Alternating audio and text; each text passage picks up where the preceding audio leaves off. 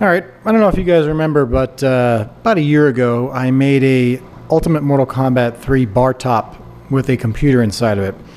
While I was pretty happy with the outcome of it, I just wasn't happy with having a computer inside of it. So I commissioned a guy on the Build Your Own Arcade forums, the BYOC forums, and I told him what I was looking for, which is a Mortal Kombat cabinet design that I can put an actual, basically, cabinet innards inside this miniature cabinet and make it a small cabinet. And as you can see, the design is done and he shipped it to me. So I wanted it in an Ultimate Mortal Kombat 3 with the run buttons. And the reason I wanted that is that way if I ever want to swap the games out in here, I just change the boards out and I can play all the games. I designed this, or I had him design it rather, around my 13-inch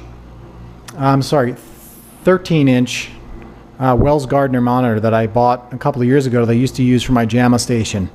And I gave him all the specs and everything, and I'm looking at this, it looks like everything will fit inside. Beautiful. The monitor, I believe, sits on this shelf right here. I got to mount it with these two little mounting pieces of wood, something like that, and then that sits on there, and then this is the bezel. This is all just kind of sitting here together. But the quality of the wood is very good. I upgraded from like that MDF crap to real wood. You know, this is a compressed wood, but it's a lot stronger than the MDF. So if you drill a hole through it, or you want to hold something in a spot, the screw won't move or tear or cause a big hole. But you can see the size of it. It's pretty good. It's obviously on my countertop, but as far as the design goes, it has that typical Mortal Kombat midway design.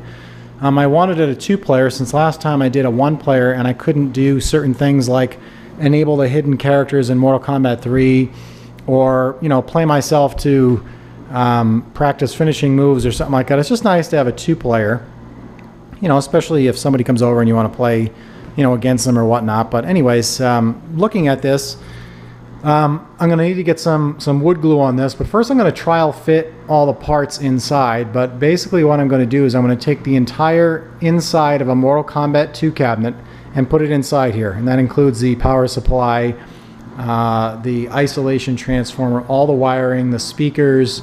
I don't know about the light. The light obviously will not fit in here, so I'll have to go to Lowe's and get one of those small ones that I got last time, but that's pretty easy. It's only two little wires. I'll wire that in.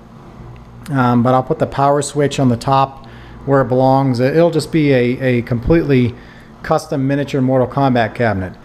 And what I'm going to do about the art is I haven't decided if I'm just going to do what I did last time, which is print up the current artwork that I had a guy make and design, or if I'm going to completely redo it again. It was quite expensive. It was about $250 just to have the guy do the design, and then another $100 to print everything out. So I don't want to be into this thing for like $1,000 was it like I was last time.